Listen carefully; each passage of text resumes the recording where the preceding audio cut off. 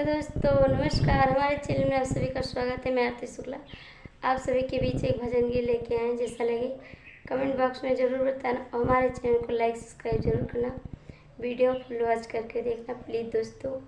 आप सबसे से हाथ जोड़कर रिक्वेस्ट है, हमारा भी सपोर्ट करिए। भोले सूतल बाड़े नींद में जगाई कैस, हे भोले सूतल बाड़े नींद में जगाई कैसे, जगाई कैसे हो जगाई कैसे, भोले सूतल बाड़े नींद में जगाई कैसे।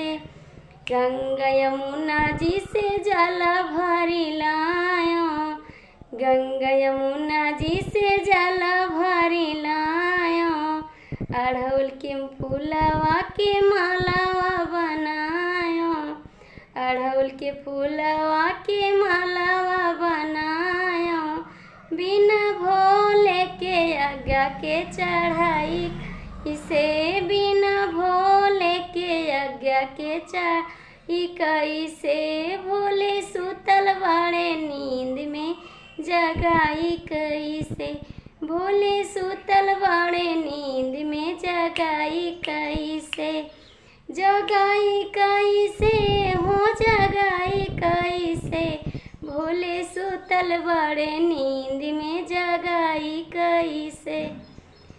भांग धतूरवा गांजवा लायो, भांग धतूरवा गांजवा लाया, ओ भोले उठल नाही कैसे चढ़ाई उन्हीं के, भोले उठल नाही कैसे चढ़ाई के, भोले सूतल बाड़े नींद में जगाई कैसे, जगाई कैसे हो जगाई कैसे, भोले सूतल बाड़े नींद में जगाई कैसे।